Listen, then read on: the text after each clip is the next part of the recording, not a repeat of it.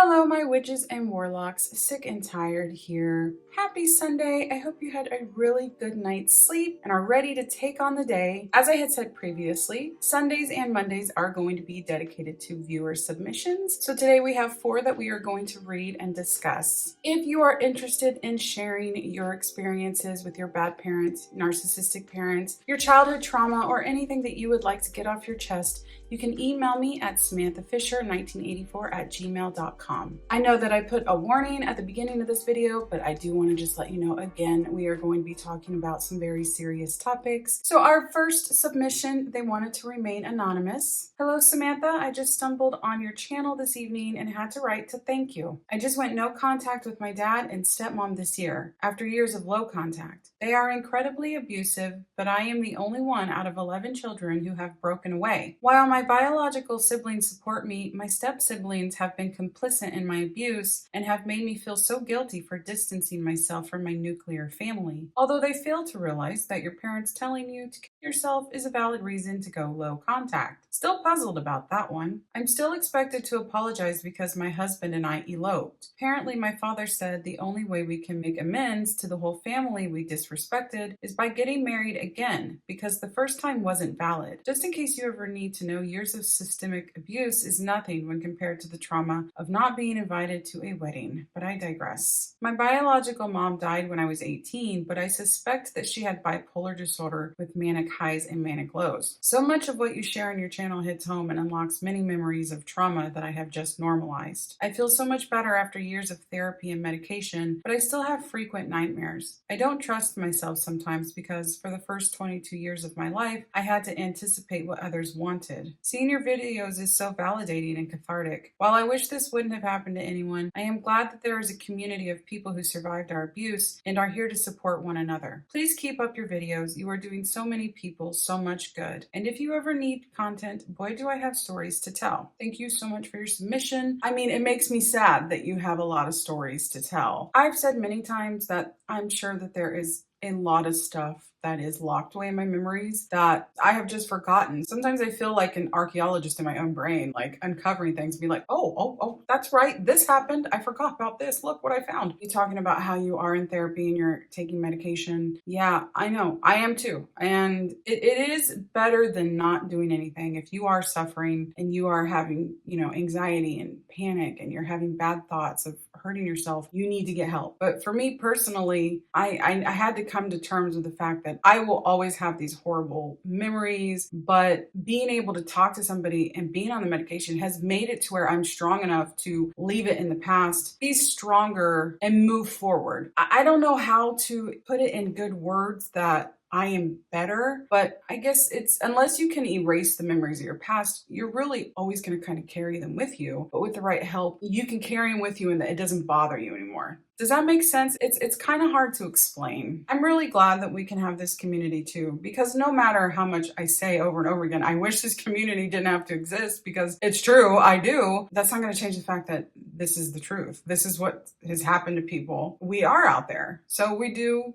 need to have somewhere to be able to go to talk about it. It's unfortunate, but it's also nice that, we have each other. From another anonymous submission, I am currently 18 and this happened when I was 14. I realized that my father was emotionally abusive, and one Friday evening, I packed a bag with all the books I needed on witchcraft and storybooks.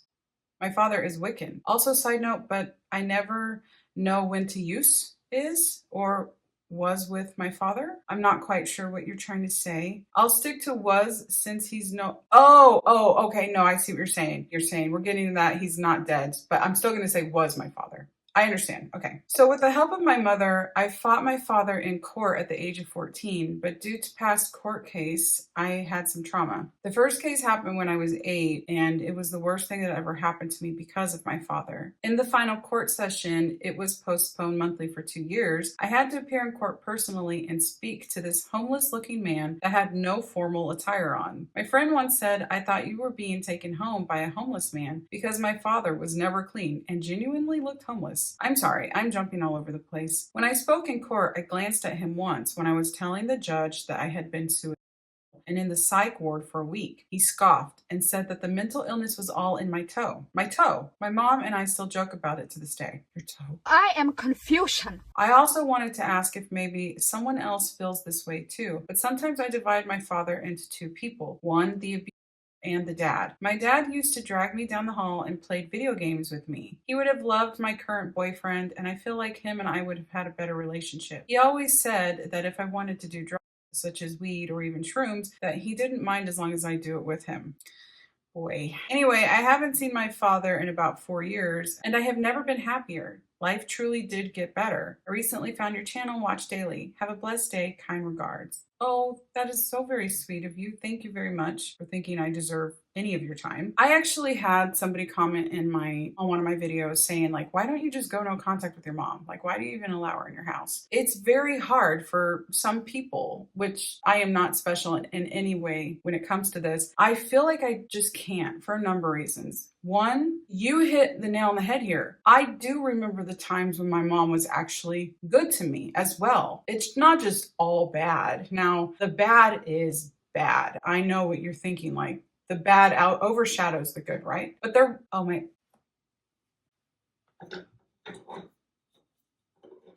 Just realized, sorry for anybody who's been staring at that the whole time. And so I guess in a way, to me, going no contact or cutting off would say that that side is the victor. I don't know if I'm having trouble like expressing myself, and this is just me being open and honest with you guys about what it is like. I also worry that if I go no contact, I tell her how I feel. My mom is such a hypersensitive, explosively angry person. I'm worried that she's going to take it out on the rest of the family. I could see her making my dad's life a living hell when she already makes it a living hell. I could see it getting even worse for him. And then I could see her trying to get my sisters, talking to them and bringing them into it. And those of us that, abused, whether mentally or physically, we always worry about the effects of everybody else. And it is a really hard way to live. I've gone on way too long. I'm so sorry. This isn't about me. This is about you. I can understand you saying that you feel like you can't cut your dad off because he is still your dad and you still do have some good times with him. It's a very awful, like Jekyll and Hyde way of living. I hope that you're doing really well. You sound like you are. Thank you so much for your submission. Now this next one, I don't understand what happened. It looks like it's all blacked out. Now this person did not ask to be anonymous, but I don't understand what happened here. So I am going to read it, but I will leave out their name just in case they decided they wanted to be anonymous. I'm not sure if that's the case or if there's just a glitch with my phone because I did that whole like big update. So that could be what's happening. So you might just have to just listen to this one. I did leave this comment on one of your recent videos, but figured emailing you might be more appropriate. You can email me back if you want more. I don't remember a lot of my childhood because of the abuse I endured. I'm still in contact with my father out of fear of going no contact. When I was around 12 years old, my alcoholic father got drunker than usual. He had consumed probably 1.5 gallons of vodka, plus beers and shots of whiskey. My mother and I huddled up in a chair while he went around the house screaming, throwing things, threatening to kill our cats and us. He went into their bedroom and came out with a gun he illegally owned. He aimed it at my head, then my mother's, then mine again. He pulled the trigger, but it stalled. He then went back towards the bedroom to go and grab something else, but stopped in the doorway. He stared up at the ceiling for several moments before he simply left the house. He got a DUI that night because I called the police with my neighbor's phone. I'm 26 now, and to this day, he still blames me because he doesn't have his driver's license and denies ever holding a gun to my head. That is insane. And I hate to say that I have actually been in that situation as well when it came to my dad. I don't talk about him. He's dead, but yeah. So I know the fear that you were feeling, the absolute terror, and I'm really sorry that happened to you. Now, you said that you're scared to go no contact out of fear. I think in a case like this is to me, this is black and white. You go no contact. I don't know if the fear is kind of like I said, you're scared that it might blow up the family and everybody will get mad at you, or if you're scared of him tracking you down, I'm not sure. But I do think in your case, no contact, that's what I would recommend to you. He still blames you for losing his license. Come on. I mean, that is totally his fault. You are not responsible for his actions or his decisions. I hope you're doing well, and I hope that you're safe. I hope that you're safe. My goodness. Please let us know that you're doing okay. I think everybody here would love to hear from you. And here's our last one, also from someone that wishes to remain anonymous. Hello. So I recently became a subscriber. Well, welcome. Welcome to the coven. I hope that you guys don't get like offended when I call you that. It's just a term of endearment. I don't really think that you guys are all like practicing witchcraft. I came across one of your titles and said, oh, I'm not alone. Well, I binge listened to quite a few videos. I thought I would put a part of my bad mom situation in. My sperm donor, my sister and I, when we were 7 and 9 years old. When we told our mom, she decided we were just jealous of her, so we made up lies. Well, he decided he didn't want to be a dad or husband anymore and left while us kids were in school one day. Of course, we kids got the blame for him leaving her. She found a new guy in no time. I was about 100 pounds soaking wet, flat stomach, and looked amazing to myself and others. My mother, who was not fat, yet not skinny, called me fat so much I became bulimic. After getting this eating disorder, I became from all the little things she would say and do throughout the years. I cut my wrist open and was rushed to a mental institution for a 5-day hold. I remember her coming to bring me clothes and saying, "You wouldn't be here if you weren't so desperate for attention." Another thing that hit me hard that I can never forget was when she got angry with me one day. Her words verbatim were, "Your real dad didn't molest you. You wanted it. You begged him for it." I can go on forever telling you how she mentally ruined my life. She told my youngest son he was a mistake and that I was going to put him up for adoption. She made him cry at 8 years old, hearing that, and it took all the strength in me not to kill her then and there. I'm still horribly depressed at 47 years old. I just recently cut her out of my life permanently, and yet I have been feeling guilty about it. All I want to say is to anyone younger you read this to, don't be like me. Don't wait to get older thinking people change and let them keep dragging you down. Because I was scared to walk away thinking she would change. I, in return, let her hurt my kids. Biggest mistake I've ever made. But thank you so much for being so open and honest and vulnerable. You know, being older, it's important for us to not be embarrassed by the mistakes that we made and open up so that the people that are younger can hear what we have to say, and then they can make their own decisions. If I can say anything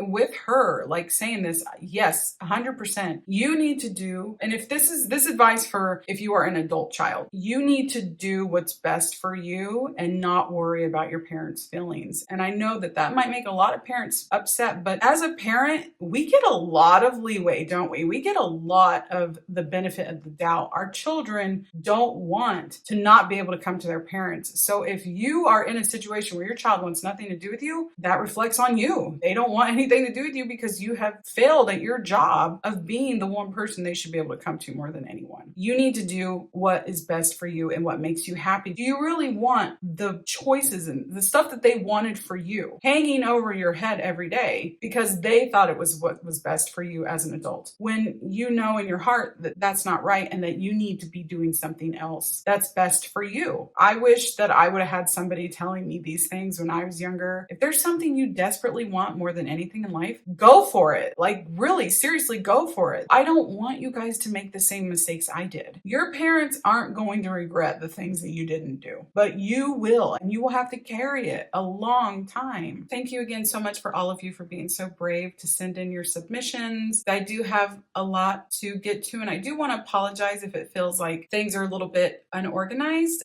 I've never had so many people writing in, wanting to share stories, asking for advice. It's very new to me, so please bear with me a little bit while I try to kind of figure out this new career that I have. Because of you. Thank you so much. I love you guys so much. There are a lot more. So if you didn't see your story here, don't worry. I'm going to get to them. I promise. I hope you have a wonderful rest of the day. Go out and enjoy the nice weather. At least here in Vegas, it's pretty nice. In other places, it's probably quite cold, but it's pretty nice here. Until next time, I hope that your magic is strong and I hope your symptoms are low.